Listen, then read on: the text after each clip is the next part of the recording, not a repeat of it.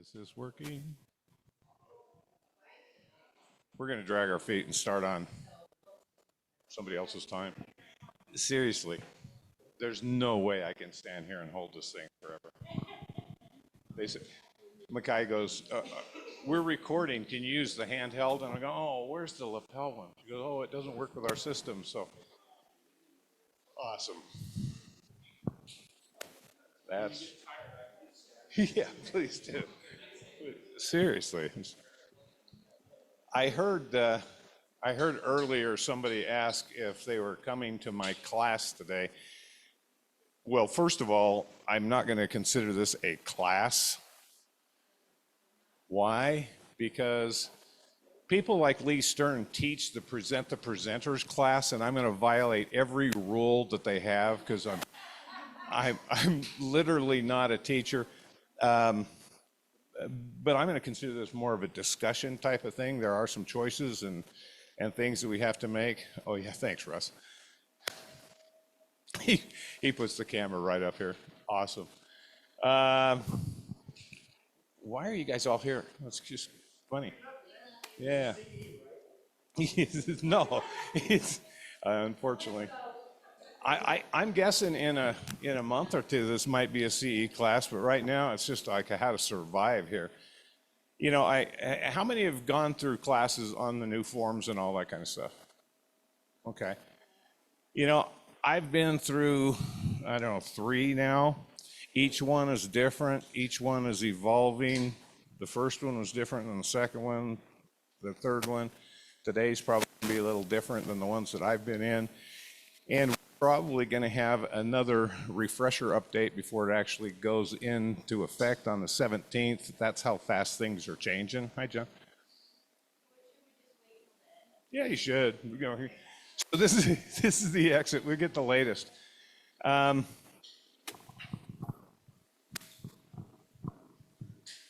we start now? Yeah. I figured, you know, and I was actually in a class with Craig Wagner, the UAR, and he started it off with what I think is kind of important here. Is like, how did we get where we're at? Where did we come from? Type of thing. So apologies in advance for some redundancy if some of you were in that class also. But let me just kind of tell you what precipitated the need for where we are at. When I got into real estate, again, we were chopping offers out on stone, but there was only one agreement that was signed that discussed agents or commissions or anything like that, and that was the listing commission. And through the cooperative offering of our MLS books, it was actually shared and all that kind of stuff. Somewhere along the line, buyers got involved in the conversation. They said, well, geez, where's our agent? I thought this guy was our agent, but he's being paid by the other team, so he's obviously more interested in them than me. And then the whole conversation of buyer agency came up, which until that point didn't exist. So now we've got buyer agency. Then we've got some sellers that came along and said, well, wait a second. Why am I paying the competition for representation where they're going to be negotiating against me? And so then we had to get into the, hello, what are you doing? Are you going to join us? We'll talk about it. Man, how old were you? Like 12 when I was working with you guys over there? That's funny. I just had a flashback. Dang, I'm old. Anyway, so back in the day, there was all this conversation and lawsuits and all that kind of stuff. And with each lawsuit became new rules, and with each new rules, it came in the enforcement. And the enforcement part of things is where the challenge is. So, for example, back when the first lawsuits came out, buyer agency was created, and sellers had been allowed to pay those fees. Now we came with the second wave of actions. Who's deserving of those fees? And so we put out rules saying, okay, in order to claim this buyer agent fee, you had to take somebody to and through the property.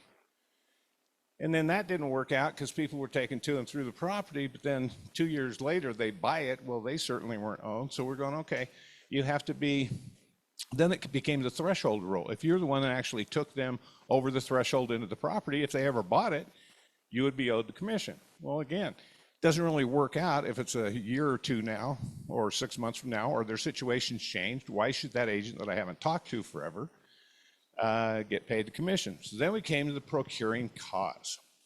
And procuring cause is who leads the uninterrupted chain of events to a successful closing. It did not say who has the buyer agency agreement. It says who made that sell happen, okay? The current changes that we're going to make are going to take us back in time, and it's going to be back on the contract, okay? It really doesn't matter if you've taken them to the property, through the property, if you're the causal event of the transaction. If they have a signed agreement with somebody else, you may be fighting for your commission, and there's nothing that defines you get paid if you cause the event. All of these forms are talking about who represents the buyer legally, contractually, and who is owed a fee legally and contractually.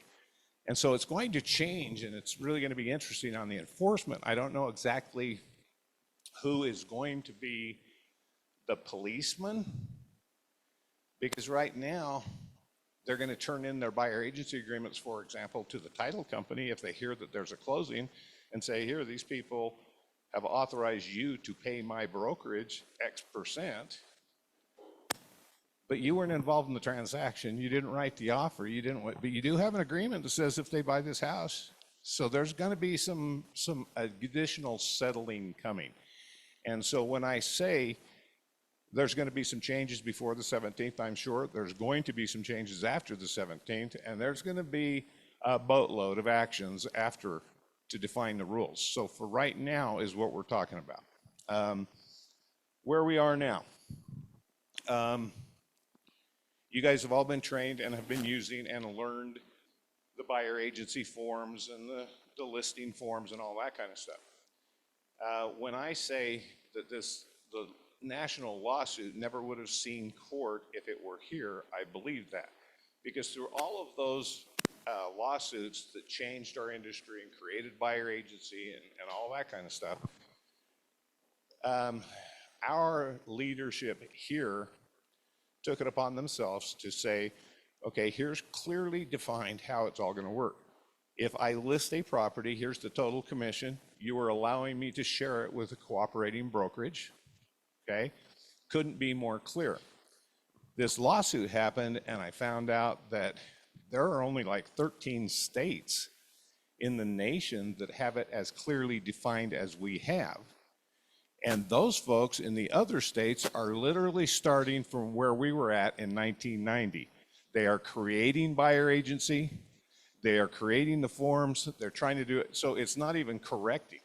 In our market, some of the forms are literally taking a step back, but they're still going to be law.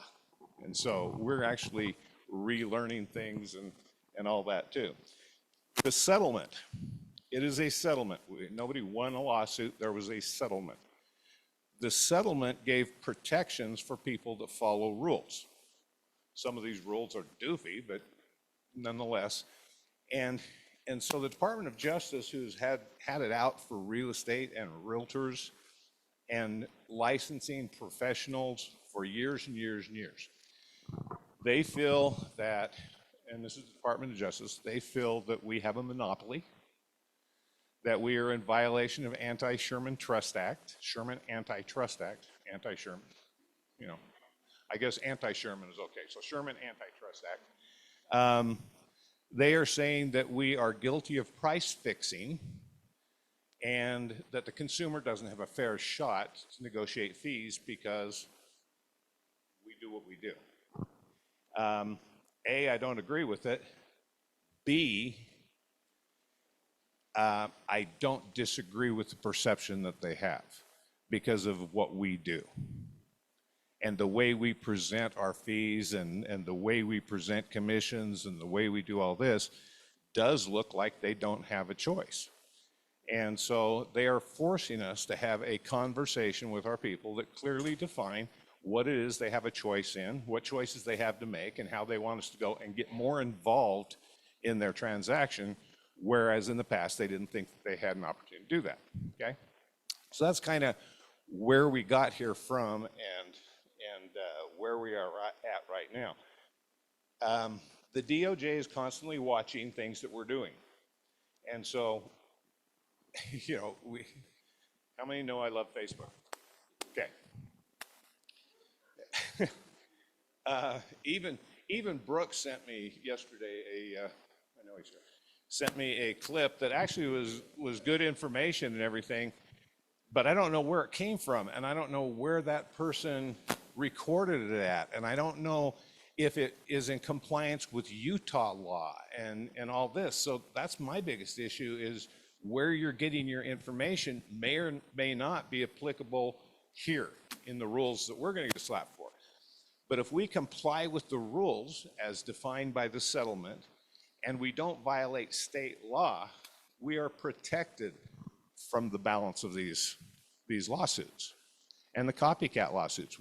Our office here was individually named by a copycat lawsuit where we just had to simply show them that we have protections based on not only the NAR settlement where Keller Williams was specifically settled, but also the Gary Keller ransom check that I like to call that he wrote to his settlement end of things, gave us protections against these copycat things, and suddenly we were dropped from those suits, okay?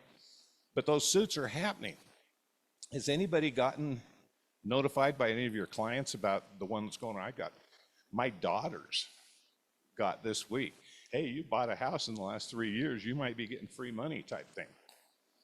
Okay, they're out there looking for us. You couldn't have done anything wrong, but they're basically saying, hey, sign here and you might get some free money. Who's not going to sign that? And that's what a class action suit is all about, okay? It's also a good reason for you to keep in contact with your clients or my daughters. They called me up, Daddy, what's this? I don't sign it. You know, but so that's kind of the conversation of where we're at and what we're supposed to be doing. And some of these things are kind of silly. We can't, okay, the perception to the public is if you're not getting paid enough commission, you're not going to show the house, okay? If you publish it on the MLS and everybody else is offering 3% and you're only offering 1.5%, you're not going to get shown. And that's not fair to them, right? So in order to, rather than correct that perception, they eliminate our ability to put it on the MLS. We can't advertise cooperative offerings. We can't say a BAC or BBC, whatever initials you're using this week, is offered to a buyer's agent. We cannot click a link in our MLS postings to any place that does do that. But it's all about the MLS. There's nothing that says you can't put a sign in the front yard that says we're offering full cooperation at 3%, whatever. Or put it on your flyers, or you know, anything you're allowed to do, not on the MLS, or not anything that links to the MLS. Okay, we good on that? Okay. What's that?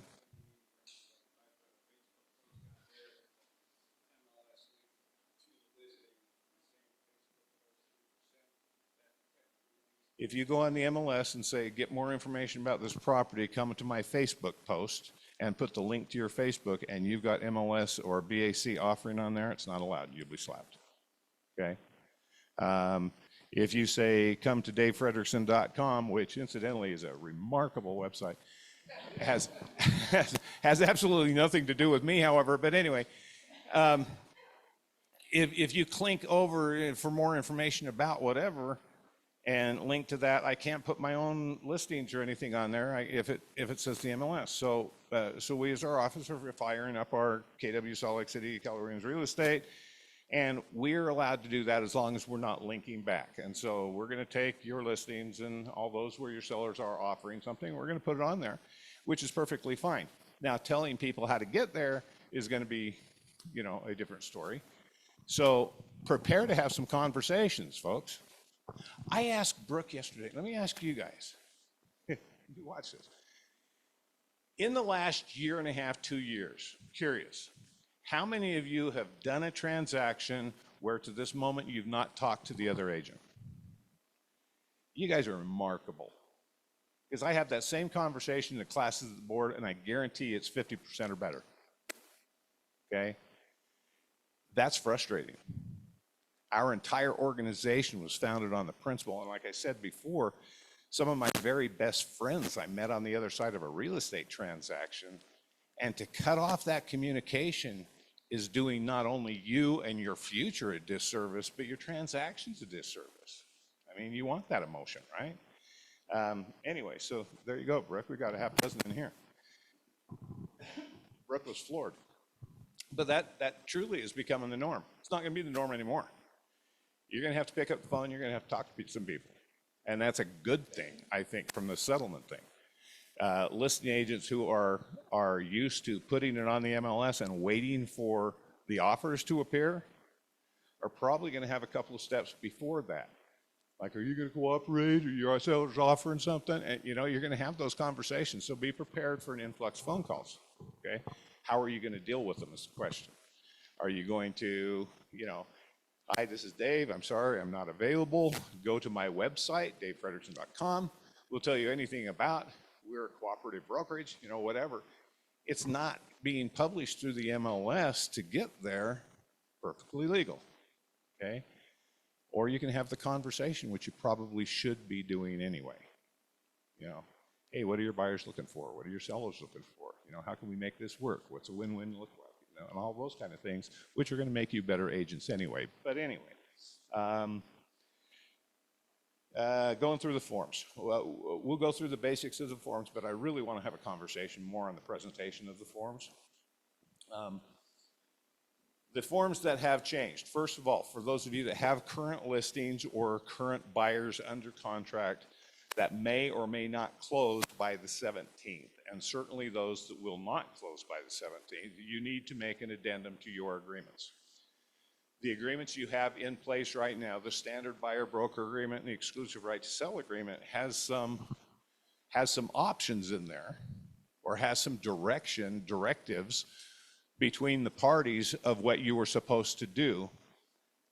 Like you were supposed to publish it on the MLS and that type of thing.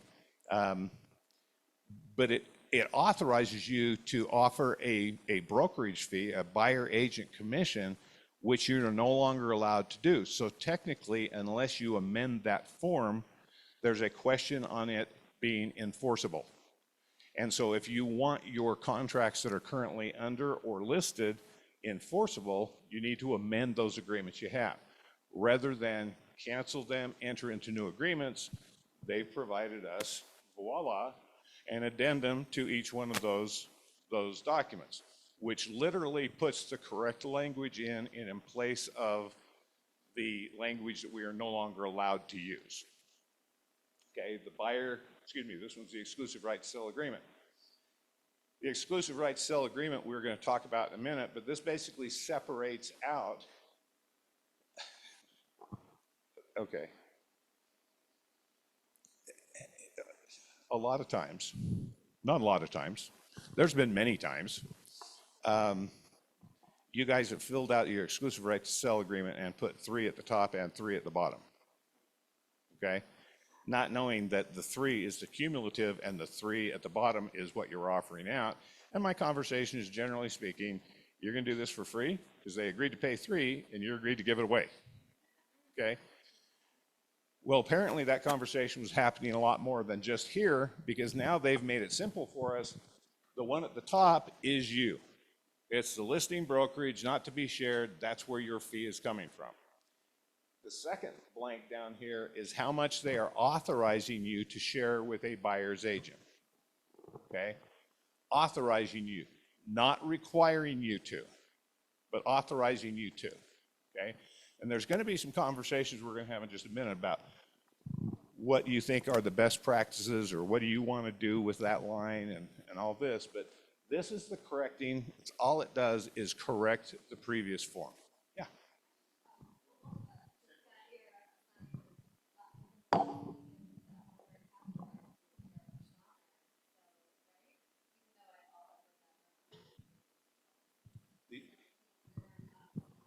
Yeah, No, the new forms are up there and they're encouraging people to use them. If you've used the new forms. On any of these forms, folks, if you scroll down to the bottom, which is the part that I bet I and 3 other geeks are the only ones that ever read, you look down at the bottom, it says this form is effective 6/25 of 24, okay? You are required by state law to use the most current forms. So if you're still using the forms of past, you're actually in violation of licensing law if you're using one prior to 6/25/24. So these copyright and these numbers at the very end actually are protective of you, so go back and look. When you guys come to me and ask me about, you know, an assignment fee or something like that, and then bring me one that was, you know, copyright 1821, I'm like, well, I'm guessing there's probably an update to that, okay? So, and they answer the questions in the updates. But that's what this form does, is basically redefine your previous agreement.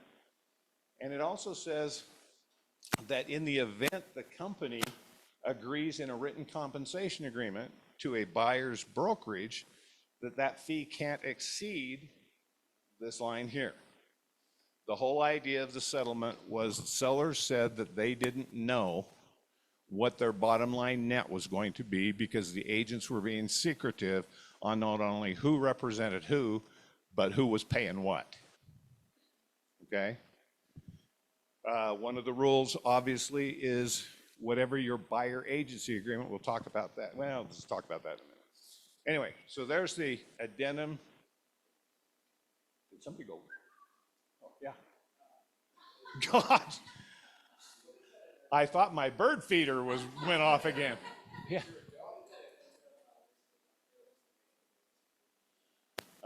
This one is the addendum, and these are the updates in the temporary forms. Obviously, this one's going to be a temporary. They are on SkySlope. They're not on the regular MLS forms, so you have to go to SkySlope. And interesting place I found yesterday. When did they do that?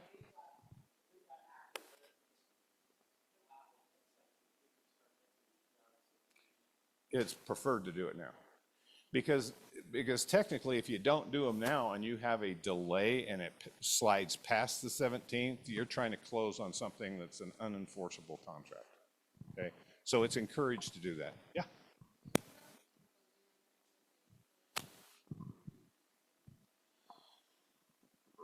Does anybody ever have a closing that took a couple extra days? You know, if you're trying to slide under the wire, I'd say, yeah. You know, I mean, the 17th, guys, is a Saturday. That means the 16th, and if you're closing on a Friday, we need to talk anyway. But so we're talking the 16th, and any delay on the 15th, 16th, with, you know, you slide past Monday, you got an issue. So I would. Okay? We good on that one? The next form.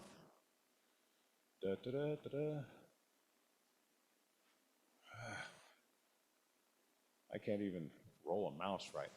Next one is the agreement to the exclusive buyer broker agreement, the addendum to that.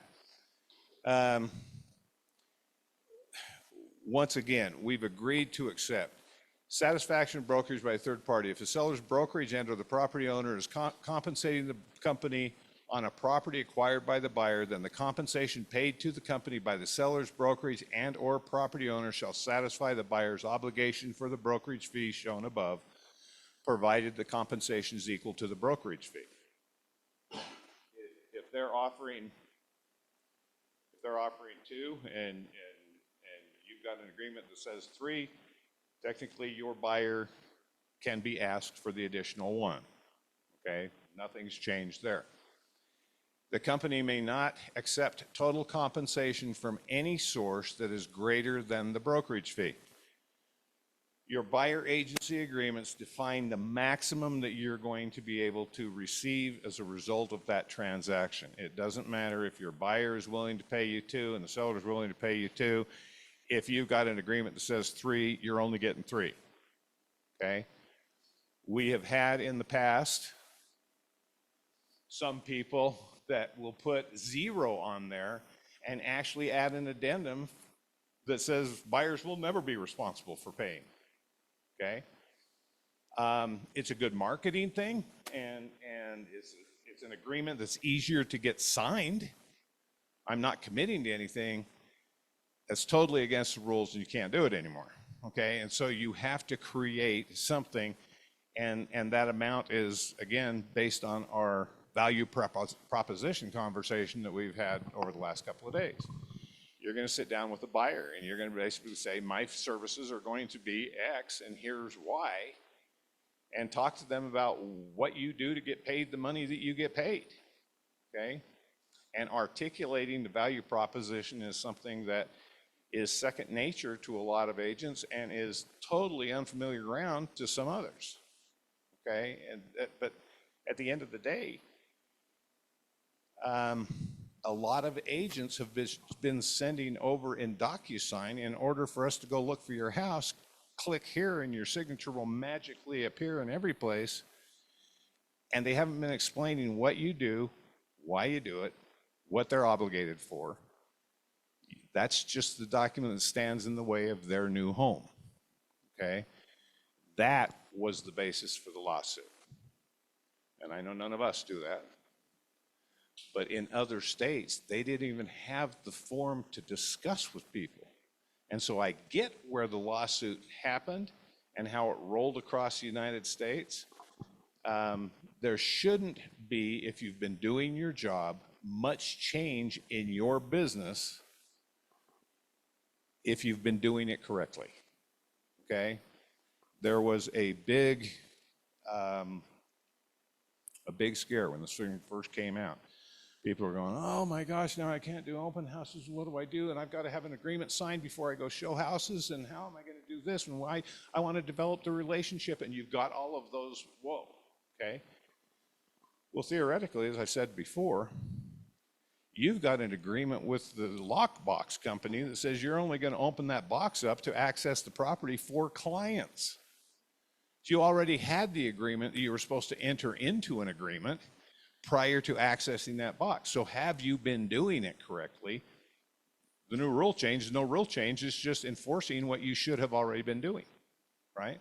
So if you've already been doing that, you know, this really isn't a big change. We've just got to get, there's disclaimers everywhere. Brokerages fees are fully negotiable and are not set by law, any board or association, multiple listing service, or any manner between, specifically for the Sherman antitrust argument.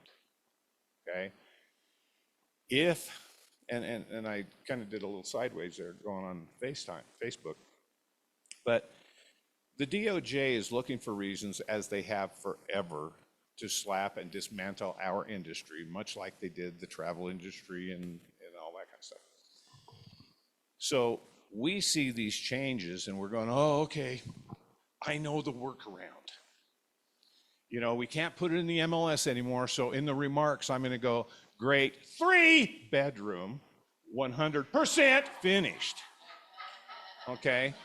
And we're working on all these little code things that basically are going to say to the world. DOJ looks at it and they go, okay, you're now conspiring to go around the spirit of this rule. And so now we need to fix this. And that's the reason our forms are taking so long, is we keep telling them what we're going to try to do, and they keep saying, oh, okay, well, let's fix it this way. Change your forms. Okay, and that literally is, we are our own worst enemy here. Whereas if we comply to the spirit of the ruling, let's just go on and sell some houses. You know, and that's it. It's bottom line. Yeah.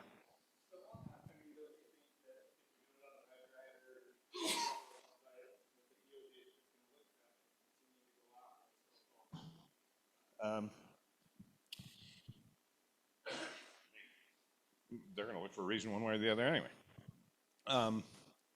But right now, the settlement agreement and your protection relies on you staying within the parameters of. If they change the rules and find another reason why to come after us later, then we'll deal with that one. But right now, for us to have a closed group multiple listing service where we're saying you don't pay our fees and our membership dues and all that kind of stuff, you can't come and play.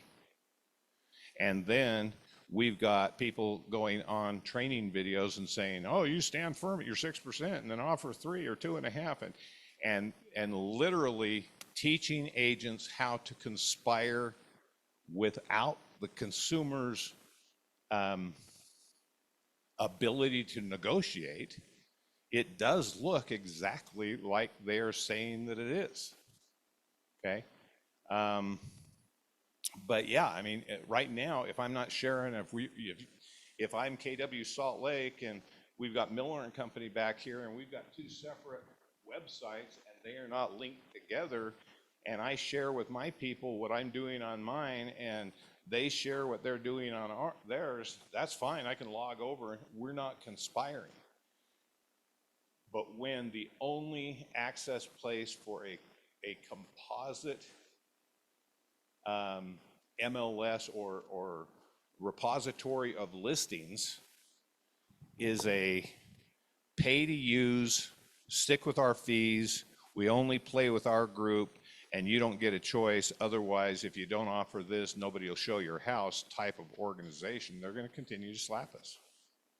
Make sense? So, yeah.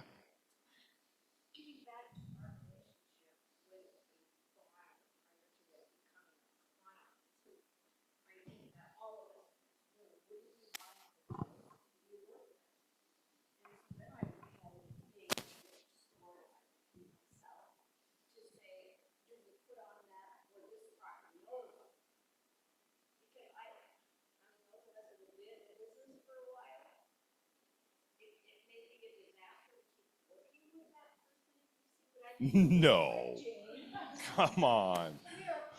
We want to be married to every buyer we come in contact with. Yeah, no. Yeah, yeah, yeah. I can't tell you how many bilateral agreement conversations I've had. You can't just fire them the same way they can't fire you. Um, we're going to talk about that, Linda. We're going to talk about that because there there is a lot of confusion about that. The same way there's a lot of confusion with why might this mouse not work. But anyway, next form talking about the exclusive right to sell listing agreement. And again, dates are important. Okay. Everything is going to be triggered. All of these are now contractual. They're going to be dates. There's going to be expiration dates. They're effective dates as there were before, but they are now changing forms to make sure that they are absolutely clearly defined. When it says parentheses date, it does not mean 21 days from. Okay? It says date, put in a date. So some of you may have to pull out your calculator or calendar and actually look for, because those addendums that say 21 days from, which happens to be the 4th of July, and everybody's scrambling to do I close it on the 2nd or do the 6th, and all that. We're going to clear that up. So we got real dates. Pull out your calendar and look at them. The exclusive right to sell listing agreement still will include the input form on the MLS. They've also made, as part of this agreement, the wire fraud and the seller's disclosures, so you don't have to check on additional addenda to this agreement, those forms. There's only something additional to the normal forms that we have that you're going to have to disclose, if whatever. But now they've broken it out, as I've said, at a listing price and terms stated on the attached property data form. You can't discuss the availability of a property or the intent of a seller to sell a property according to division rules without the seller's permission to do so in writing. Okay?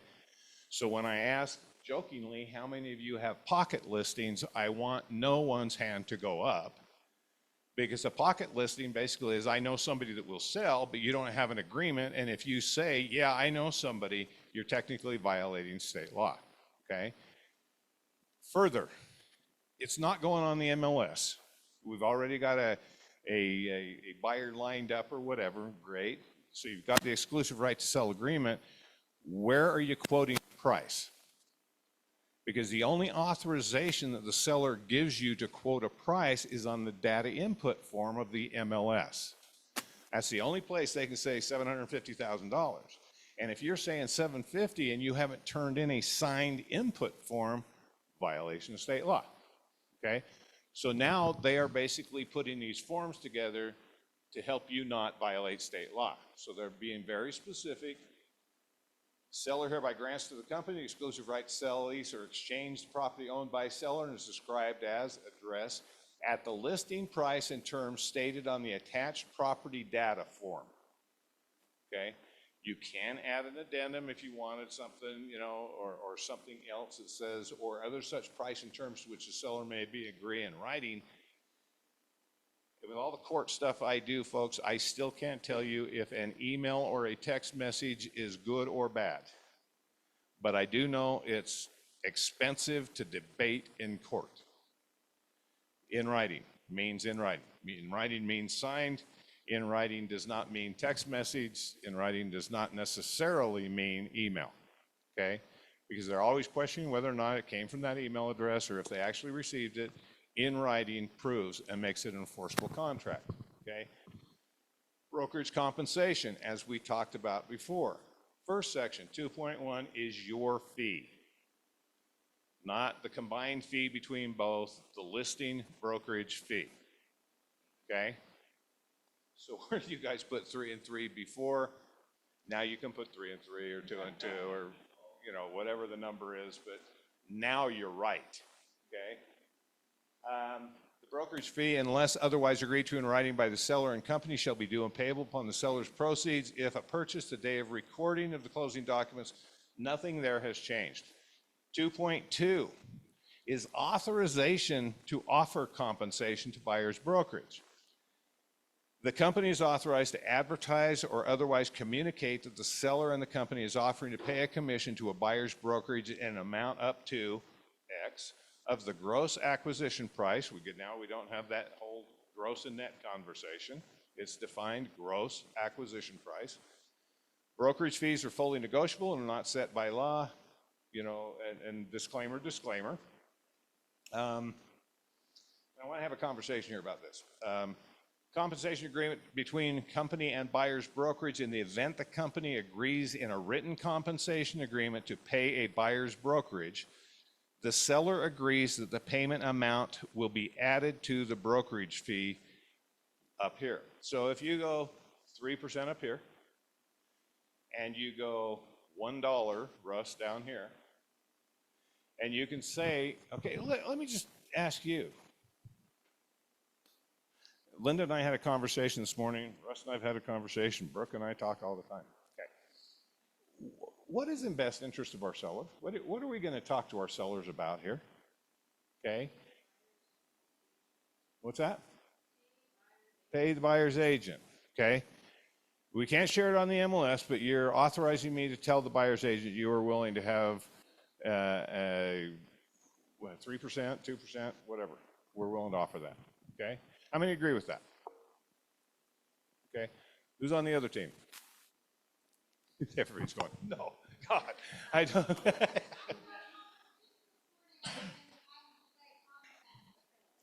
Okay. I always know Russ is going to be on the opposite side. I just, you know, yeah, let's go for it. I'm going to go for the other side. Obviously, we're going to have a conversation that is going to be a hard. We've got that in our new listing presentation. End of the day, though, the news is saying that a lot of stuff is left. And we're not going to lose the listing because someone said, I want this to be negotiable. And we're not going to lose that. So, yes, we want to pay. We're going to have a conversation. Pay this person asking for 3%. I mean, the contractually obligated to pay their buyer 3%. It's in our best interest to work with it or ask them how they feel about it. But at the end of the day, I know listing agents are going to pay agreements with this. You know, and I've heard the conversation, and yesterday when I came to team meeting, I was saying, I'm frustrated, you know, this little rant that I had. Again, it goes back to, it's all about me, and it's all about my agent and all that kind of thing, which is good. Comment. There are rather large brokerages in our market that are basically saying we're not going to offer any brokerage to brokerage compensation, period. If it's not in the offer, we're not doing it. And unless you put it in the offer, I'm not saying my seller's going to do anything. Bring me an offer, let's see what we can do with it, okay? And that's fine. That's kind of where Russ is at, except for he's saying negotiable. If you don't put something on this line here, 2.2, if you don't put something along that line, you give up the opportunity to discuss whether or not the seller is negotiable, because that is your permission to say you're getting something. So put something there, and that's when I joke the $1. I don't care if it's $1 or whatever. To me, if I'm having a conversation with my seller, traditionally for at least 40, 50 years that I know of, because of some people that I know that are still doing it after that long, the number one tool for selling a listing is to get other agents involved, right? It's been easier on the MLS. We're employing 10, 11,000 members of the MLS to try to sell your listing. And if I'm a buyer's agent and there's no guarantee I'm going to get paid, I'm a little concerned that that's going to be one. And then we'll have a conversation about you're having with the buyer also. But I think that's a huge opportunity to market your listing on the front yard, or full cooperation, or in Linda's words, seller will pay up to 20%, in a buyer agent fee. Does that get your attention? I'm using that number facetiously because you are bound to not go above whatever you put on your buyer agency agreement. So why not offer 20% and get everybody's eyes, right? Yeah, well, you can't. And that's against the rules. You can amend your agreement down, but you can't amend your agreement up. And that's where the date comes along.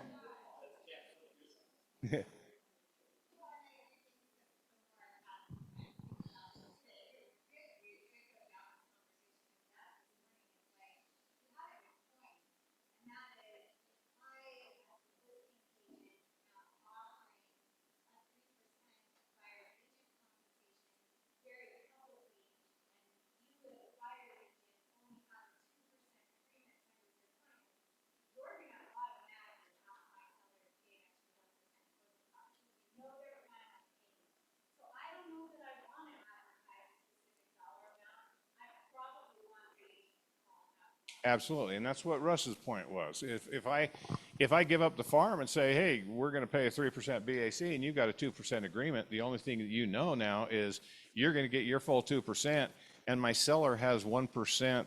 They might as well take off the price. Okay, so are you breaching your fiduciary to the seller by advertising something? You see my point here?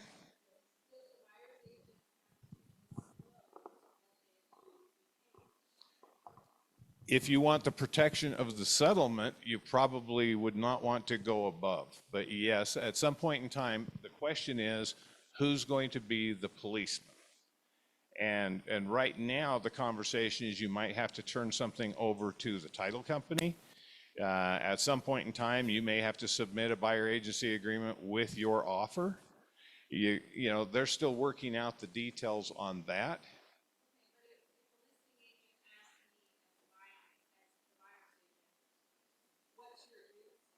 Mm-hmm.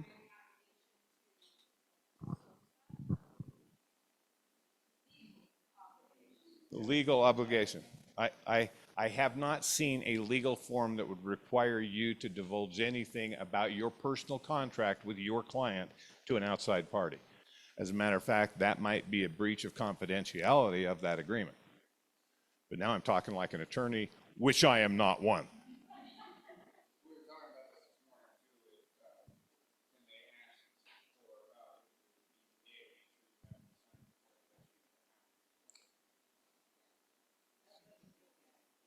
That's the same thing. I'm not going to give you a copy of my agreement.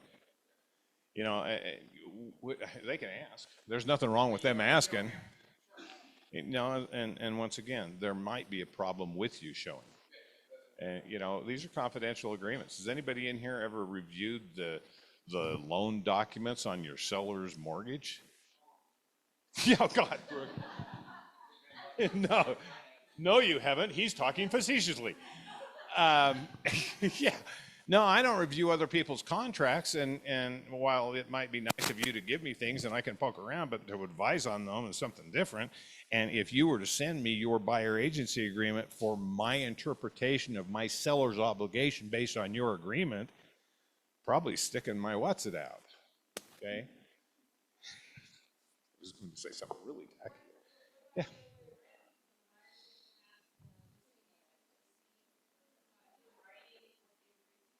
But it doesn't matter. Doesn't matter what the sellers agreed to pay. Linda's conversation earlier this morning was why not ask the seller to pay?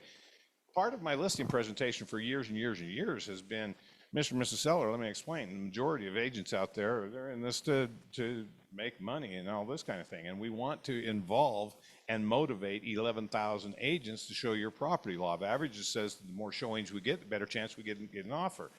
If 10 properties are available for them and 6 are paying them 2%, 3 are paying them 3%, and we are offering 4 or more, just on the off chance those people are going to fall in love with your house and we're going to increase our numbers, okay? That's what the lawsuit was about. You get rid of that. It shouldn't have anything to do with our commission on whether or not that house is shown. And so the same conversation, is your seller willing to cooperate? Answer to Brooke could be very easily saying seller's willing to consider cooperation depending on within the parameters of the offer. And if you're offering and asking for 2% because that's what your buyer agency agreement says, then yeah, you're absolutely fine to do that. Linda's point is, why should I offer 3 if your agreement says 2, knowing that the buyer is going to turn around and say, I want 1% off, because we know the seller has that room in there. Okay. Yeah, look at these guys going, ooh, ooh, ooh, ooh, ooh. Yeah, Lee.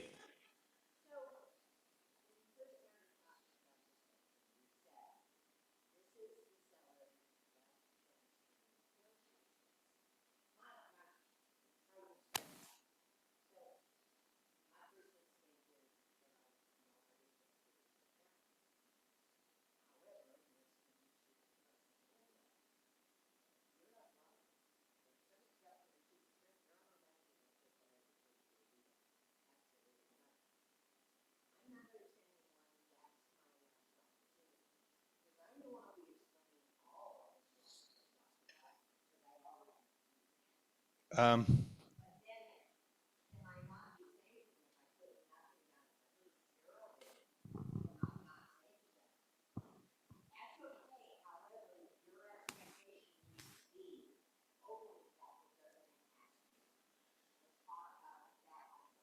The company is authorized to advertise or otherwise communicate that the seller and or the company is offering to pay compensation to a buyer's brokerage is in an amount up to blank. And if you put 0 in there, do you then have authorization that the seller has not agreed to pay anything at all?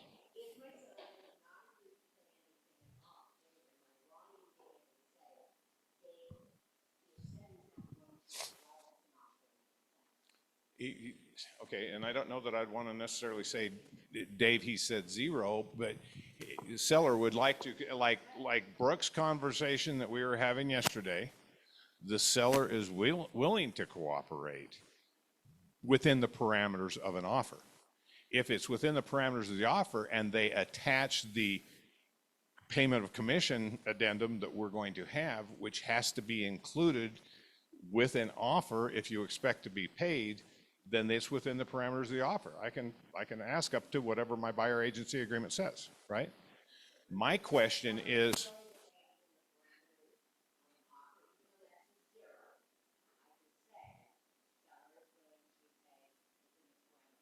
sellers are willing to consider any offers, including cooperative or buyer's closing costs or anything else within the parameters of the offers. They're here to consider offers. That make sense? Doesn't make sense to me. Sabrina.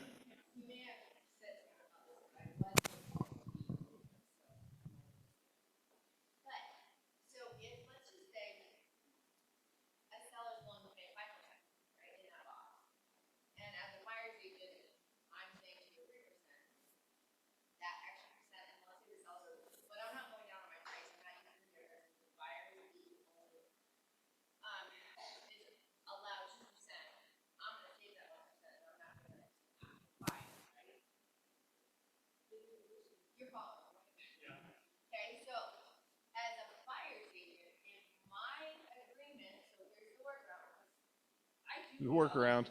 You hear that? I read all those Facebook things and I go, well, but anyway, the workaround, right? And they're like, oh, well, on the buyer's agent, it's a 20% commission, but I'm not going to hold my client to that, so that I get the 5% over here, and then release them of the other 15%, so I don't lose out. Does that make sense? Okay, so can you enter into an agreement for a higher commission that you would expect to be compensated for and have your client sign a legally binding thing that says they are willing to pay it if they buy a house on a handshake deal that you really won't hold them to it? But is the seller willing to say, gonna be able to say, I'm only doing that to the agent and not willing to help the buyer? Because there are sellers out there willing to do that. There's going to be a new purchase contract coming out, and I was hoping to have it today too, but it's been in, like I said, it's been at the Attorney General's office for about 9 months getting prepared to roll out. And now this whole lawsuit thing caused a little, so it will be coming out soon. In that offer, there will be a section that addresses commission. And will eliminate the need for some of these forms. Right now, we're talking about the right nows, okay?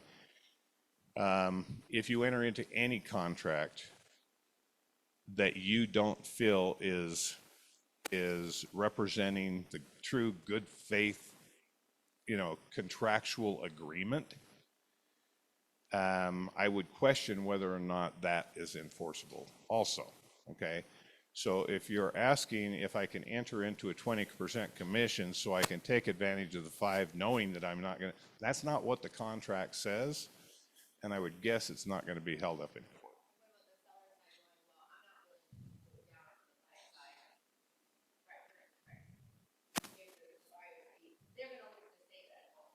Mm-hmm.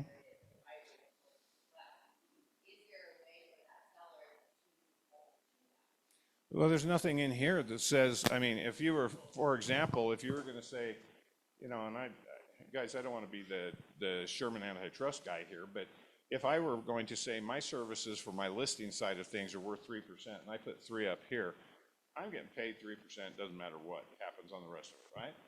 And so they said that we will be willing to offer 3%, or we are mentally considering, because the conversation in the settlement was the sellers should have the ability to determine what their net is based on these agreements. And so if you put 3% in there, then they can say, geez, 3%, and 1% in closing costs or whatever, here's what my net is, and they can make a decision on whether or not to list the property. If you put negotiable or maybe here or between 2 and 6 and all that, that goes to what the lawsuit was about. It's not clearly defined, and the DOJ and everybody wants it clearly defined. And comma,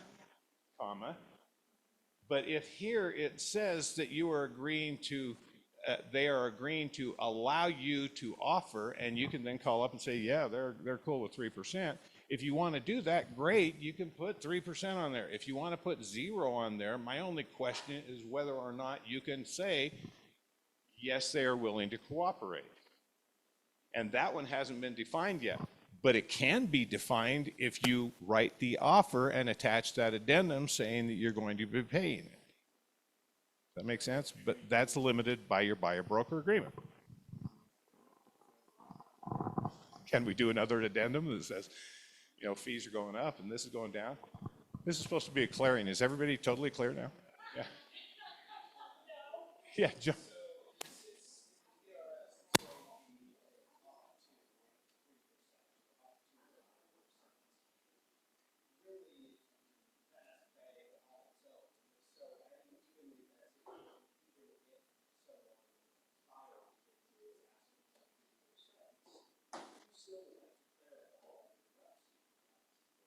Yeah, if this is about your marketing the property and your that kind of stuff, they're not bound by anything. You ask for $1 million on a piece of property, somebody writes you $1 million offer, doesn't mean they have to sell it, right?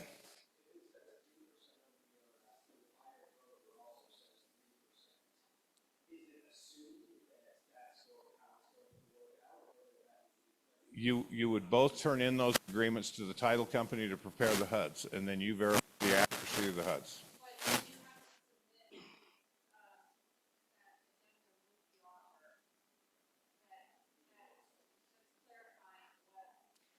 You got to have one of two different addenda is required to be paid.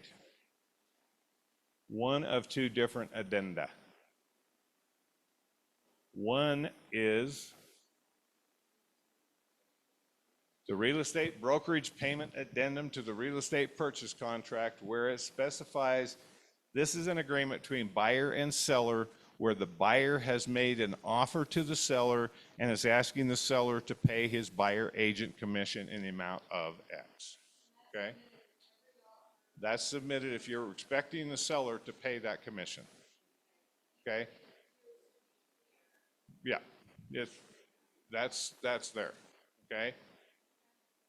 Seller agrees to pay X if the purchase price of this payment shall be made in addition to any other compensation agreed to by the seller's brokerage to buyer's brokerage. So if we've entered into this other agreement, for example, I'm not going to show your property unless you tell me you're going to pay me, and you have an agreement with your seller that says you're authorized to say, I'll pay 3%. Now you've got a broker-to-broker agreement that says we, the listing brokerage, will pay you 3% based on our agreement with the seller. Okay? And this is what I'm saying. There are some brokerages out here that are not going this way, guys. If it's not in the offer, it's not in the offer. And we're not doing broker-to-broker agreements. But you just scowled at the way we've been doing it forever. We're just documenting it. I'm a scowl interpreter, Jen. I know scowls. So it looks like all the new updated forms specifically say gross acquisition price. Net going away. Yep.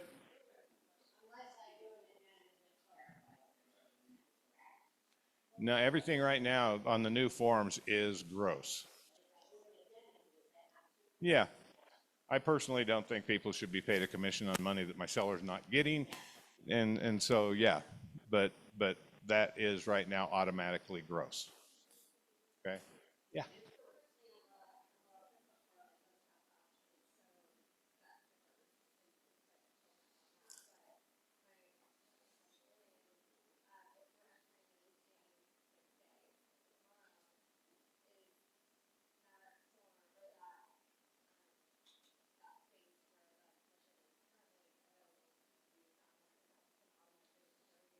It's going to automatically disappear. The input form is going to be modified and coming out here before the 17th also. The commission portion on existing listings will automatically disappear on the 17th. Mm-hmm.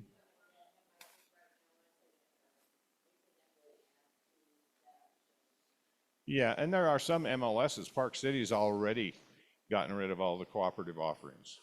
I think St. George, so anybody with the Flex MLS system, I think has already removed the cooperative offering there. So we're going to have to do something.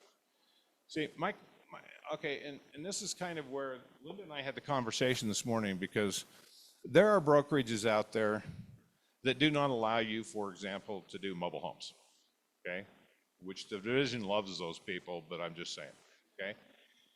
There are people out there, the brokerages out there that says, no, you're a residential person, you're not going to dabble in commercial, period, okay?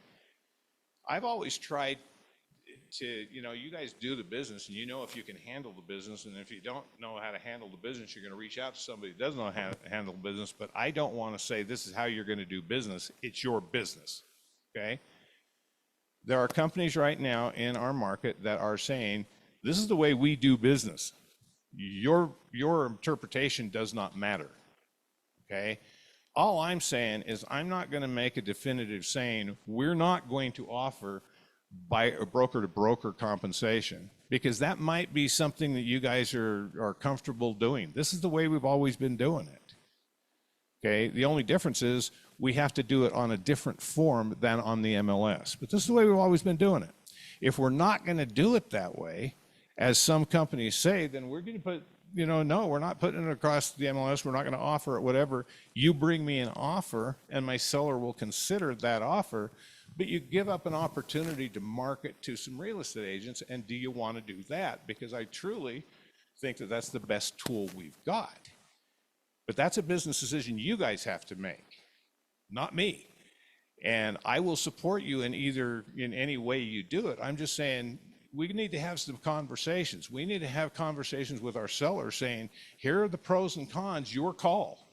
I can fill out the forms. I've been trained to fill out the forms. Okay. But to take away the opportunity to say to 11,000 people, I got you.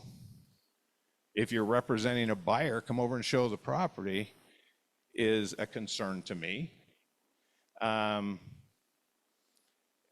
say I'm offering 3% when your agreement only says 2% is a breach, in my opinion, of fiduciary duties to my seller, which concerns me.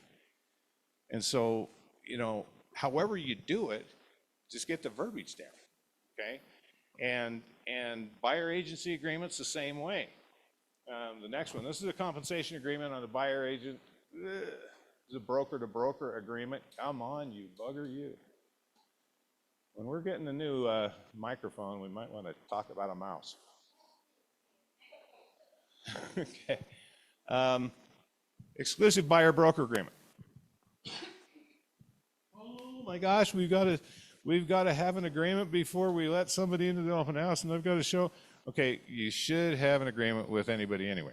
Okay, unless you are there specifically representing the seller. If you're doing an open house, you don't have to have the little guard gate out in front saying, here, sign this, you can't come in. If you're there representing the seller. If it's in-house, if Ian is doing an open house for John, the fingers in the palm of the hand part of things, guys. The agreement is with the palm of the hand, that's with me, the broker. You guys are all fingers, okay? Doesn't modify the agreement because John wants Ian to hold the open house. You're still there representing the seller, okay?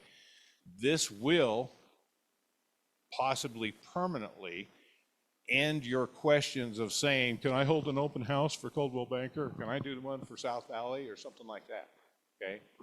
Palm of the hands are different. There's going to be a whole different situation here. But that's going to make our in-house open houses even more valuable. Question is, now we do an open house, we are there for the complete representation of the seller. We are there. We don't have to ask the buyer for, okay? But are you going to be treating that buyer differently if they say, yeah, I've got an agent, or no, I don't have an agent, or, depending on that conversation, you're going to treat them differently. You can't come in the house if you've got an agent. Get your agent over here. Or,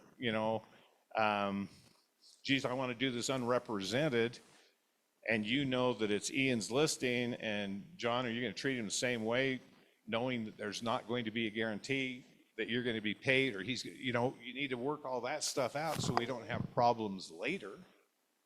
But at the end of the day, the agreement on open house is if you're there exclusively for the seller. If somebody calls you on a listing of yours and says, Linda, I just saw the sign go up, can I take a look at the house? You can go over there and meet them just like you always have because you're there representing the seller. If you enter into a relationship and you want to go forward into the future as a buyer's agent, you need to enter into an agreement with them, okay?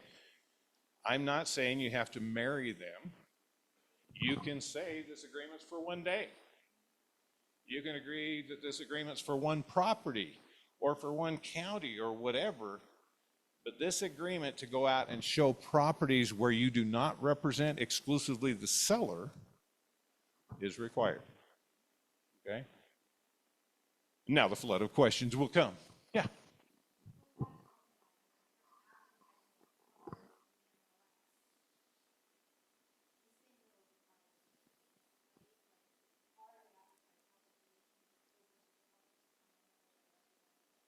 Yeah.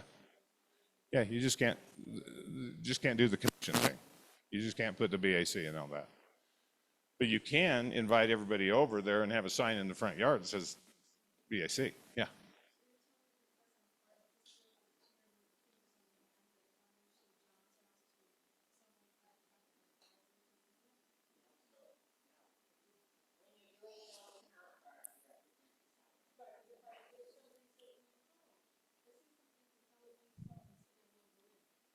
But see, well,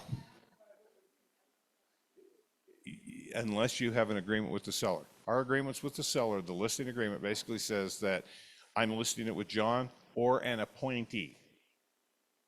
I appoint you, okay?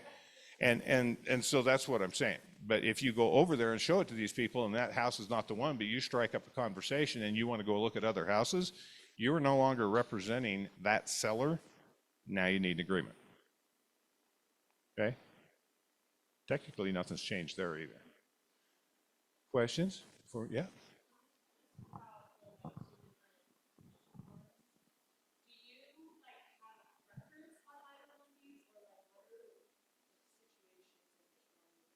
I just want us to all get along. Yeah, no, I really don't. I mean, to be perfectly honest with you, I've heard very, very good presentations from our agents defending both sides, and I can be Kamala and just go back and forth.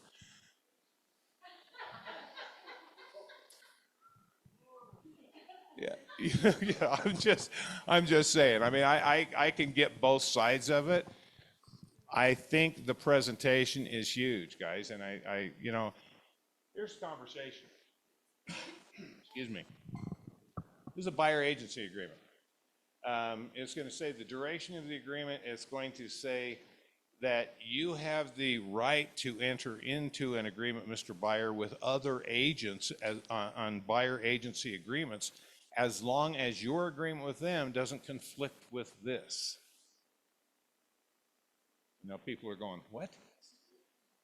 Okay, it used to be this is a buyer agency agreement, right? It's a buyer agency agreement narrowed down by, here's the definition. It can be for a property or for county or whatever, but it's for a time limit and it's a state of Utah form. And unless it's narrowed down, it's for the entire state of Utah. This form will allow them to have a buyer agency agreement in Utah County. If yours says Salt Lake County, one in Washington County, one in Summit County, all with different agents, as long as those don't conflict. Okay? A lot of agents are just saying, sign here so I can show you the property, and it was for the entire state of Utah, and they had conflicting agreements. This is clarifying, no. You can enter into other agreements, it just can't conflict with this one. It says that the buyer agrees to pay. The company may not accept total compensation from any source that is greater than the brokerage fee listed here, from any source. In the event compensation paid by the seller's brokerage or the property owner is less than the brokerage fee, the buyer shall pay the difference at closing. Automatic. You're going to get paid whatever fee you're going to put on this line, the maximum amount. Now, can you say 5%, 4%, 3%? Yeah, you can. And if you stumble across that one, my question is, can you articulate why you're worth 5% of these people's money when they might be trying to get together their down payment and then everything else, and you want to pay what? I'm guaranteeing you $21,000 on a $700,000 house when I have to borrow my down payment from my mom? I don't get that. Anybody that's gone through a short sale world where, Russ, tell me how comfortable that was when sellers are hoping to walk with nothing and not pay, and you're saying, no, I want my dang 3%.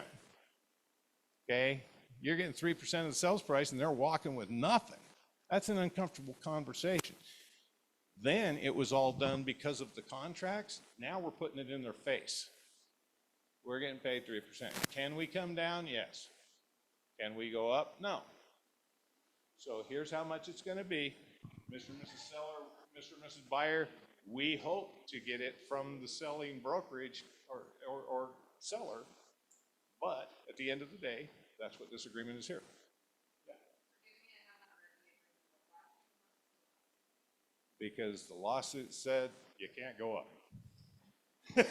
It's just, which is the workaround people were saying.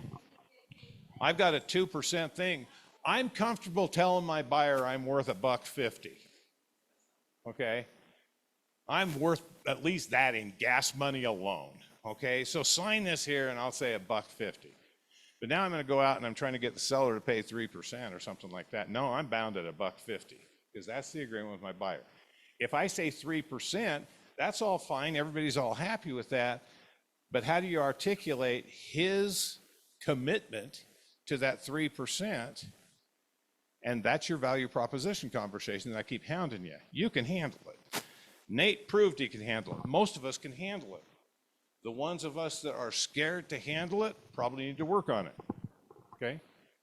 Well, that's, I mean, that's why we have a lawsuit, is because the buyer didn't have an opportunity to say, like, you know, hey, consider they pay you, and they didn't get the voice as well. So that's why they're saying, you know, you can't go on. There has to be like, no, I agreed to pay you this, and that's part of the purchase price, and I won't pay you that. So, You know, what Russ just said, and let me get the, what Russ just said is exactly the case of part 2 of the lawsuit where the buyers banded together and said, we were not given an opportunity to negotiate the fee that was paid on our behalf, et cetera, okay? The same conversation could be had on the other side where the sellers were saying, we are paying somebody to represent our competition, and we weren't necessarily given an option when the buyer may have been willing to accept, or the buyer's agent may have been willing to accept less based on their agreement. So let's get rid of the full offering thing and just put it back to the agreements. If I negotiate a buyer agreement for X%, that potentially is a clarity to the buyer, but could potentially be a seller savings. And so putting it all on the front page so everybody knows, negotiated and talked. Anybody want to talk to Joe Black? Because he's calling me nonstop. But it just puts it out. The conversation's got to be had. And it's assumed when you have those conversations and they understand and they sign the agreement, now we have an enforceable contract. And that's what we're looking for. And we don't have to have our class action suits again. Yeah. okay, so I want to get your opinion on this, so I was talking about the neighbors yesterday, and that was a pretty good main cool plus. But honestly, they're like, I have a fiduciary with the seller, and I know agents are probably, you know, they'll write 3%, but they're gonna be willing to work for less. We're gonna count on every time, no matter what they're offering. Maybe the buyer, has a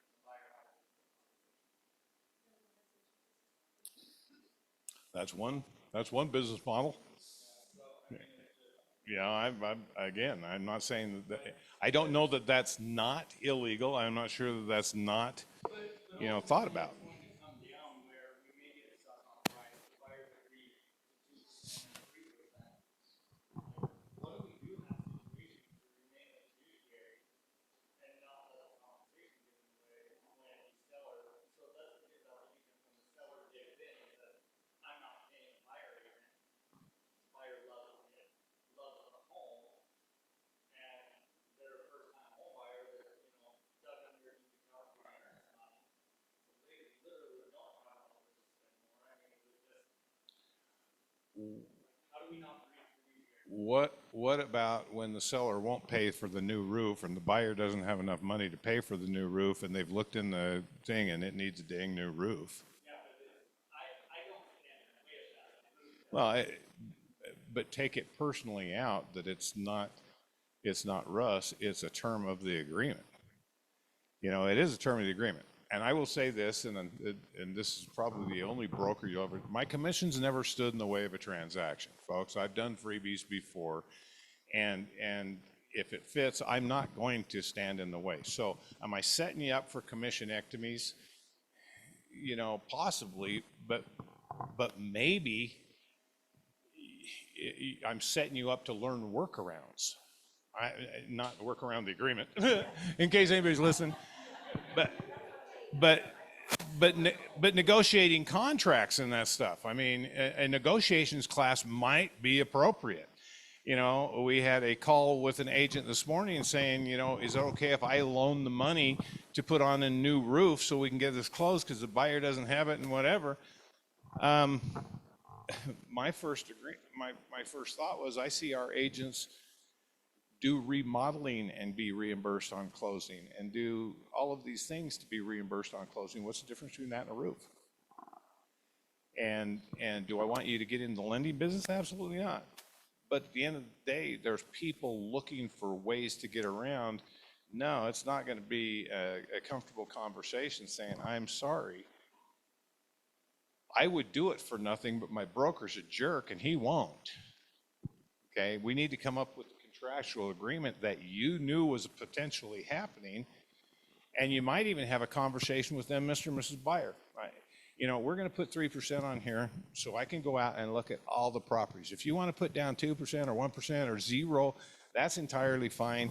Our representation agreement. What I want to find out though is, do you want me to show you all houses in the marketplace, or do you want me to show you only those that have agreed to in advance pay my fee, which is your closing costs?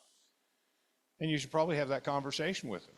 If they don't have the funds to do 3% and you can't guarantee that the seller is going to pay for it, and you're not going to have a discussion whether or not that fee is negotiable, I don't want you limiting what you show your buyers because of your paycheck. That's breach of fiduciary duty. Get them involved in the conversation.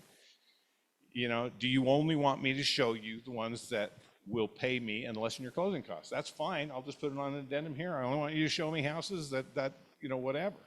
Then it's agreement between both parties. But for you to go in and say, it's 3%, I'll put it down here and I might not take it. Now I don't know that we've got an enforceable good faith contract. Okay? Yeah. Yesterday was so many years ago. You know, God, tomorrow is like,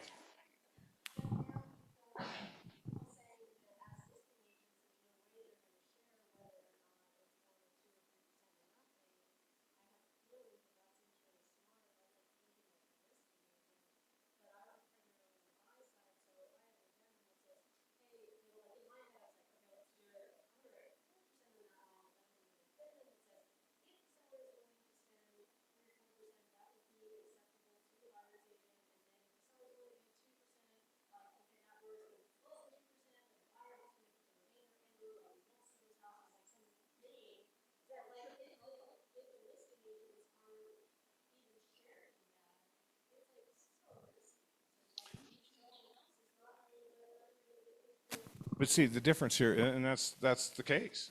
To be perfectly honest with you, that's the case. But you still have the opportunity to put in your offer if it's acceptable to the buyer. Granted, you've now shown a house where you've got no guarantees, okay, but your guarantee is the contract that your buyer has agreed that you will be paid. If they're, I know, and if they can't pay that, but see, that's what I'm saying. If they can't pay that, then Mr. Buyer, do you only want me to show you houses that will? That's true. That's true. That's true. But that's where that conversation comes up. You know, hey, Lee, I've got some people that are affordable. They're looking at minimum downs. They've got some grant money all lined up and everything else. I think that we can put it together based on your property over here. I obviously not doing this for health and good humor. I would like to be paid. Will your seller consider you know, compensation? But that requires a conversation which some of us are not comfortable having. I don't know. Well, I'm not going to make decisions for my seller either. No, they don't.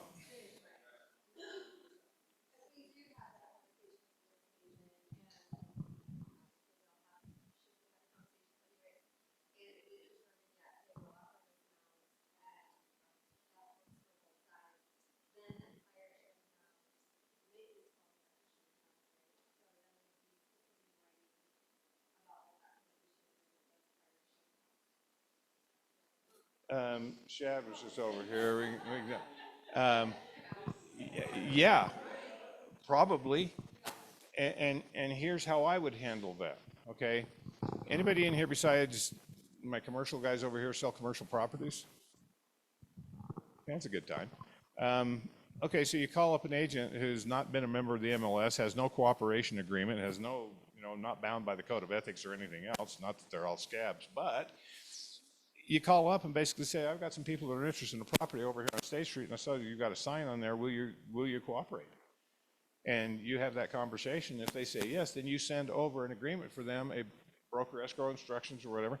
That is addendum number 2 that I showed you. That's the broker-to-broker compensation agreement. That's all we're doing is bringing that in. Okay? What? In the commercial world, that is the norm, and that's what I'm saying. Okay? The residential world has always been a cooperative offering through the multiple listing service, which has now been removed from us. We need to make some changes. So my reason for saying that is that first addendum that you guys all said, oh, I'm not gonna do that. That's basically standard in the commercial world, okay? They're surviving. Is it as comfortable as just looking on the MLS and seeing what I'm gonna do? No, it's not. But if you have that agreement signed by the other agent, you don't even need to put it in your offer. That's an agreement where the other brokerage is saying they're gonna pay you, okay? And if your people say, no, only show me those ones, then that's the agreement that you're looking to find. Okay, call up the other agent, will you cooperate? Yes, I will, sign this. I got that. Without that form, yeah, you're rolling the dice and you're gonna put it in your.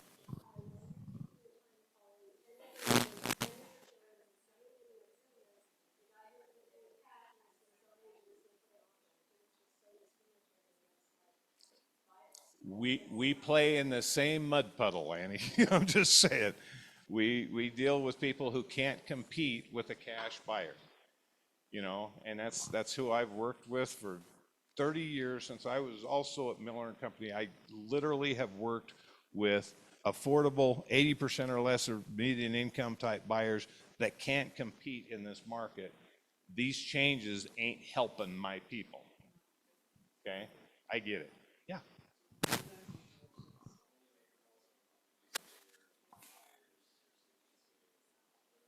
I, which yesterday I talked about, you know, in a value proposition. What do you buy? And you know, this is kind of going down a rabbit hole here, and I appreciate your conversation. His question was, shouldn't that mean you should only be making calls on properties that your buyers potentially might make an offer on? Which would basically say, I, as a buyer's agent, have actually been doing my due diligence and vetting the properties that are out there to make sure that they meet my buyer's basic requirements and then making those calls. Yes. Okay. But we also have agents in our office and every other office in this valley that say, oh crap, I just realized I'm showing houses in 30 minutes. I need to run a list real quick. Okay, well, I don't think those people are earning the money that is potentially going to get paid to them anyway, because they're taking their buyers out to houses that they haven't even verified match what they're looking for. What are you being paid for? Okay, which is again the value proposition, and sorry about the soapbox, but literally, guys, that is the point. I get what you're saying. This isn't comfortable, and it certainly is not going to help affordable buyers. It is adding at least one step or two to a real estate agent's job description. The lawsuit had nothing whatsoever to do with real estate agents. It's what's better for the consumer, and that's what the rules are made for. Yeah.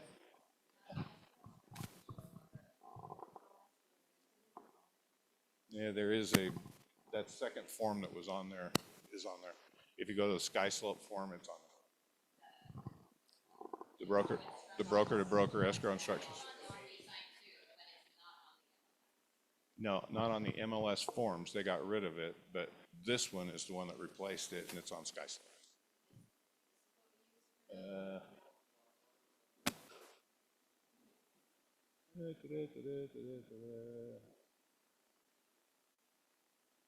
Whoa!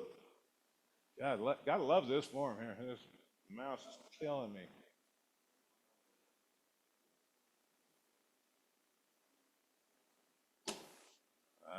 Whoa! Stop it! Stop it!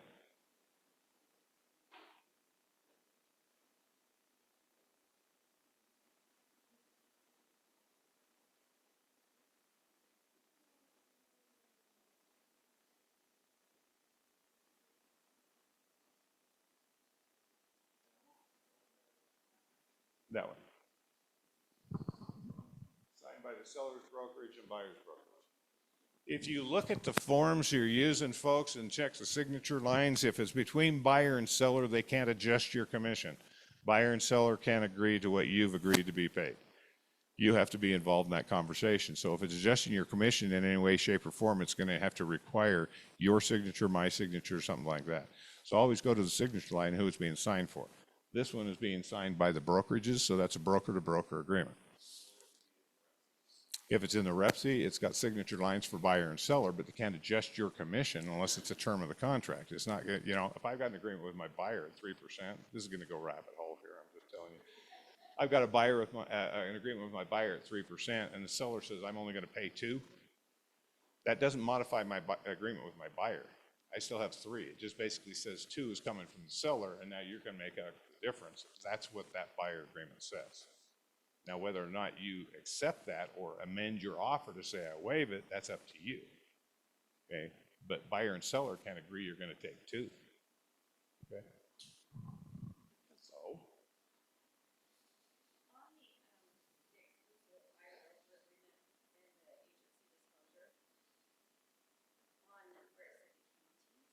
Mm-hmm.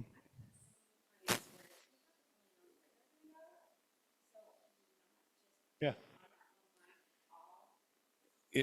Without any limitations on the buyer-broker agreement, it's the entire state of Utah. If you put something in there, it actually limits it. And so if you say Salt Lake County, now you're limited to Salt Lake. If you put an address, then it's further limited to just that address.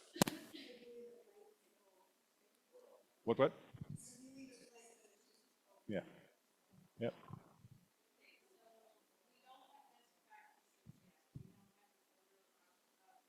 I'll let you know on the lawsuit what best practices are before long.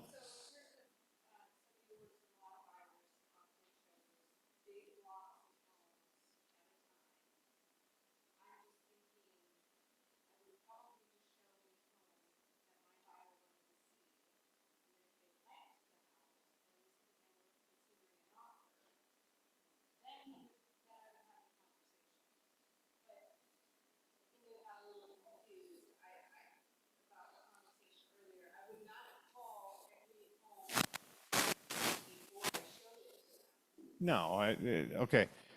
I am assuming y'all are doing this as a service business, which is, you know, again, and while I do walk on water sometimes, I've never noticed what the commission was before I've shown a property.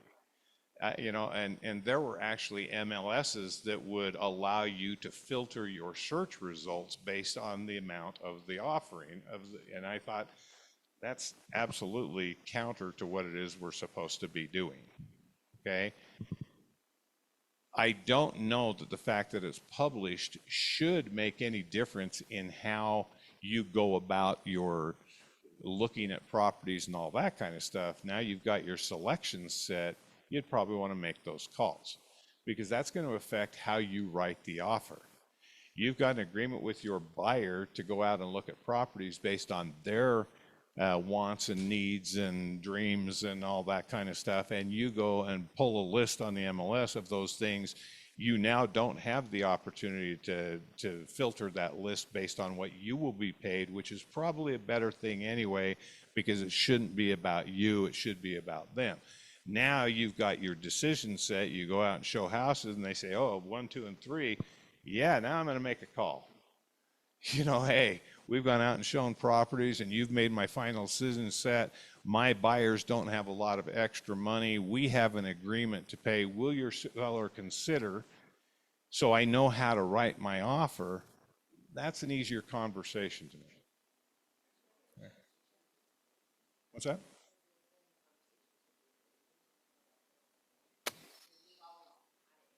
Yeah, we're still, you know, and again, we're still waiting for this. The question was, how about the appraisers and how's that going to affect the evaluation of the property? Right now, the challenge is if they are agreeing to pay you X% and the buyers need the closing costs in order to qualify for the loan and all that kind of stuff, what if it's too much? VA has allowed you now to finance your buyer agent commission. Other underwriters and and Fannie, Freddie, and all those are considering the rule change, but they're governmental entities, and that'll happen sometime in 2041. So, so it just depends. But I mean, the whole idea here is nothing's changed. It's just repackaged differently. They used to loan on it now. It's just now being separated out. But the valuation that a willing buyer and willing seller have shown to be the market value of the property also shouldn't change, and it shouldn't affect the appraisal. Yeah. Yeah.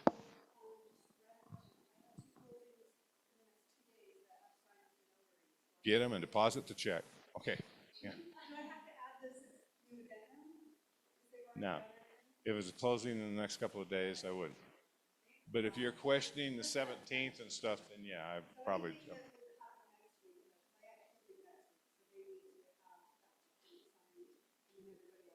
Yeah, I would rather, I'd rather get it done sooner than later, because as it comes closer to the 17th, you're going to see the major freak out among the real estate agents, and you're going to see stuff flying around going, oh my God, can you get this? So I just didn't get it over with. Have I totally confused the heck? Okay. What questions do we have? Yeah. No. Okay, next.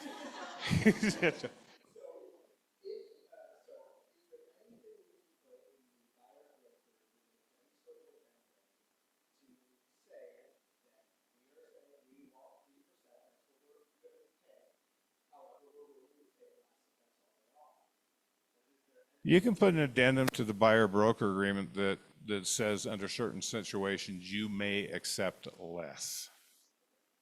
But you can't go the other direction. And you can't be not definitive. This is a 2.5% agreement, and in the event seller can't pay it, I may go down to as low as 2. But you can't say, oh, I can go all the way down or whatever. You got to have, and I don't know, Ben, if you were in the world when you had, what was the thing? Negotiations where you had to have an escalation clause. In order for an escalation clause to be valid, it had to have an increment, it had to have a ceiling. And so I'm thinking that some components like that are going to make that valid. In the event of multiple, there's your trigger. Then buyer agrees to up to an amount of, and if you do that, I think you could probably make it enforceable.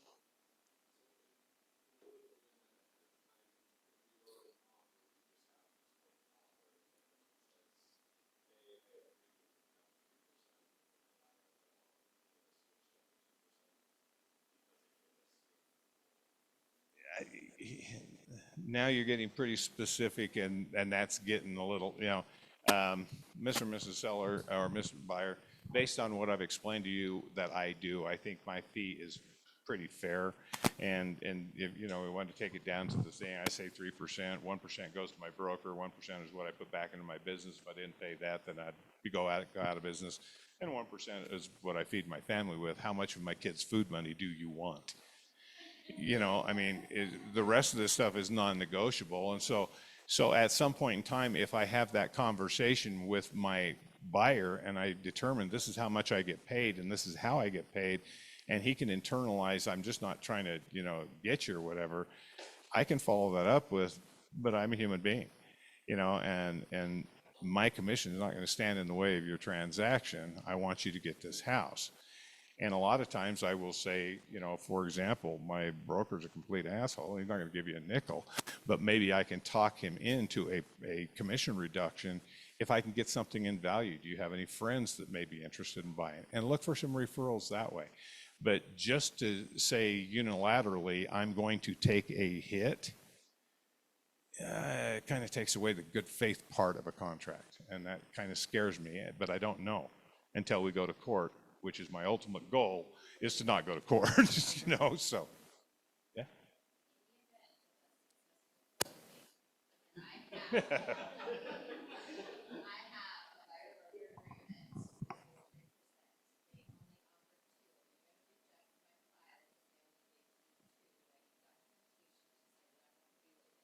Yes. But What I'm going to reach out for you is something, in my job, guys, I don't, you know, if I were on commission, if I got an override based on your production, I'd be happy, but right now it doesn't mean diddly if you waive it all to me, just saying. But what does matter to me is I've made it 40 years now not making it in the newsletter. And part of the newsletter rules is I make sure that the settlement statements and all that accurately represent the signed agreements we have. And so if you have an agreement that says 3%, I'm going to need something from somebody saying it's been amended to 2. The person giving up money is the one that's got the important signature. So if it's you that's saying I reduced it from 3 to 2, I just need something from you saying I reduced it from 3 to 2. I don't need to get everybody else involved. Okay? Yeah, I just want something. I want my get out of jail free card. You know what I mean? Yeah. No. For you, no, because I know you represent Brooke. I'm gonna look. I want some signatures. Yeah, no, we're good. I'm easy. Yeah.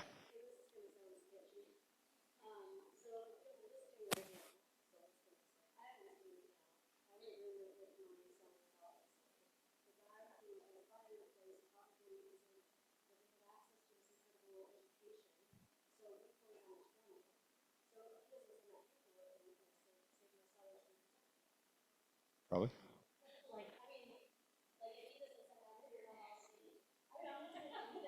Um,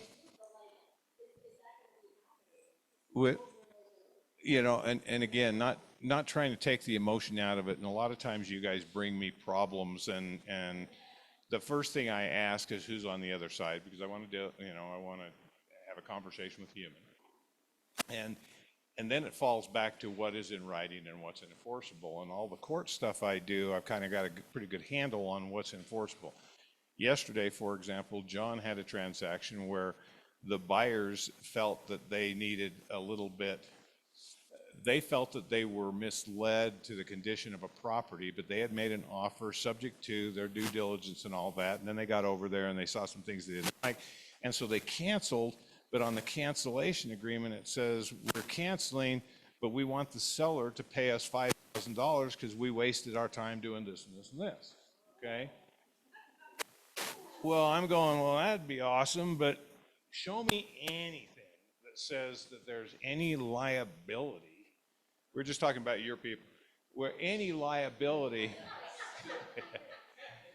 show me anything that says that the seller has any obligation to reimburse your buyer. Even if it went to court and they could prove there'd have to be damages, and they still have the right to cancel the due diligence and financing appraisal, so there's no damages. Even get off asking for that money. Okay? But we can't have that conversation because they're on some cruise. But anyway, again, generally speaking, if there's an agreement and we want to enforce it, then if you've done things like I know you do, Annie, and it's in writing, it's an enforceable contract. Keeping in mind, you don't make a really good reputation by suing your clients. That's the kind of stuff that makes it around. And so generally speaking, I will try to negotiate it to where it's not damaging and it's not public. But yeah, you contractually have a legally enforceable in a court of law agreement, and it's your call to not pay him. If there's nothing that says that if you are obligated to pay him, then you don't need to pay him.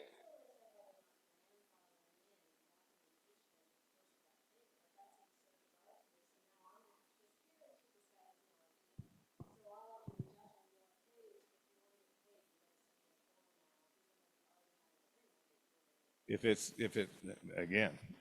it's after the 17th, you need an agreement because they are basically undoing all previously written agreements to remove those things that they felt were.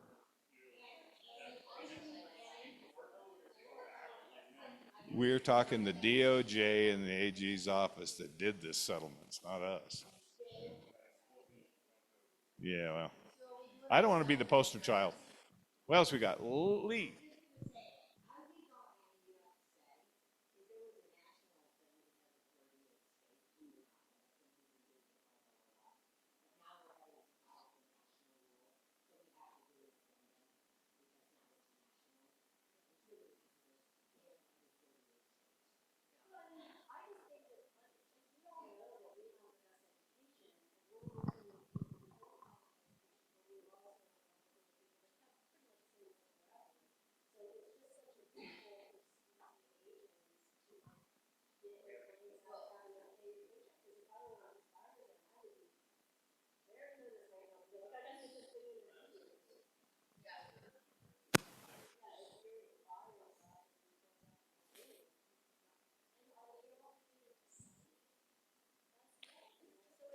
once again, okay, here's Dave, the broker. I don't know. Here, here's Dave, the non-attorney going to a court of law. I don't know. But I do know that you have a binding executed agreement with obligations on both sides of the thing, and there's going to be a change in that agreement that technically should be agreed to in writing, like we normally do things. But the Department of Justice forced us on this. I don't know what rule modifications they're placing on their own thing. They didn't come out and say, hey, you guys need to amend all your agreements to have these things. They just basically said on the 17th, here's the rule, fix it. And so everybody's scrambling. I don't know. But once again, if we don't play by their rules, then we are going to be the poster child that's going to be the sacrificial lamb to see exactly how much power they have. And I ain't got that much time, you know.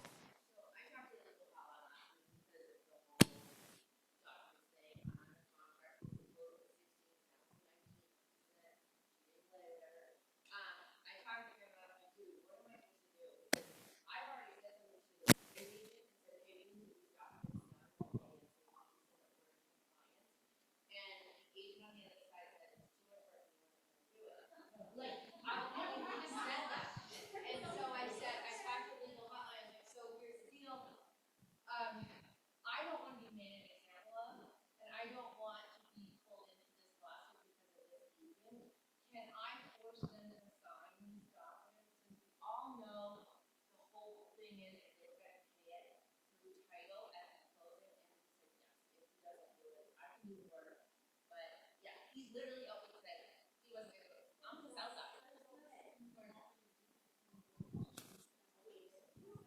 See, once again, okay, once again, right now, the rule, until anything is officially changed, we still have in Utah, in court, it's called the proximate cause of a transaction, or proximate cause of a contract, or proximate cause. Somebody enters into an agreement, and there's something in that agreement that triggers something else. So the proximate cause. It has been loosely rolled into the procuring cause through the realtor organization and the cooperative offering.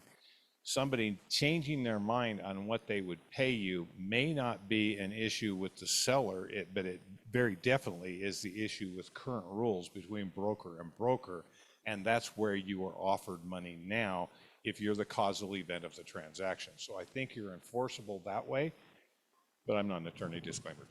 Yeah.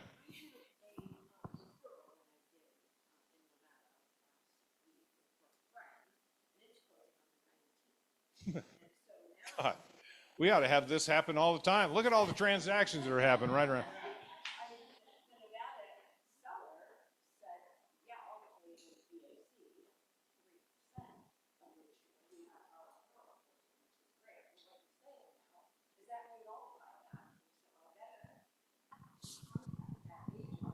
I don't know.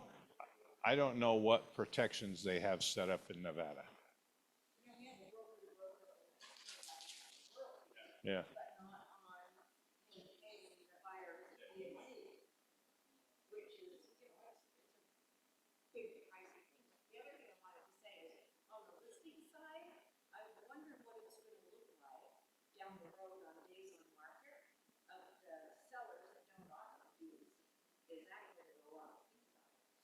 There's,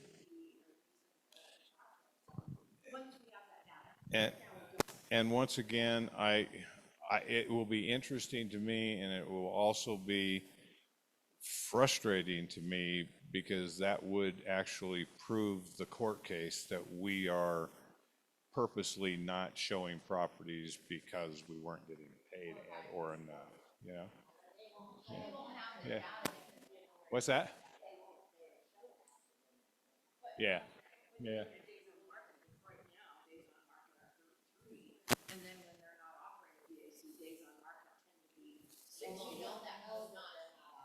Yeah, I'm guessing that data's probably not going to get published. Nate? You want, Nate's going, I'm out. Does anybody have any, oh, yeah, Jim. I just wanted to say that, I joined this office in 2013, and it's the only office I've ever been with. And like we, got through COVID together, got through spikes and all kinds of stuff. And this is an office that is radically excellent at sharing best practices in real time, like as it happens. Like, this is what yeah, this is what I'm doing, this is what's working, I'm doing this, I'm doing that. And like, I'm just saying we're gonna be all right. Yeah, absolutely. Guys, we thought buyer's agency, period, would be the end of the world. Well, very seriously. I mean, these changes, you guys know what you're doing. If you're in this business for the right reasons, and if you're having conversations, then you benefit clients. If you are a used car salesperson and you came into real estate because it's bigger ticket, you're going to be challenged. Okay? But I truly think the majority of successful real estate agents, it's not just a tagline. It's about the buyers and sellers and all those kind of things. It's granted we do it for money and this is our income, but it's a pretty dang good living, and it's a pretty cool industry to be in. It's not all about the price tag. It's not all about that stuff. Anyway, I appreciate being in business with you guys. We're officially out of here. Sorry for so long.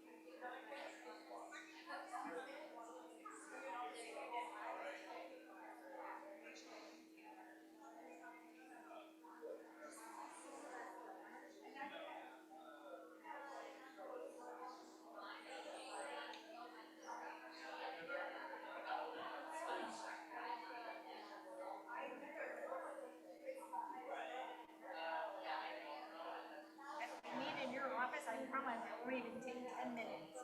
No, we can talk here if you want.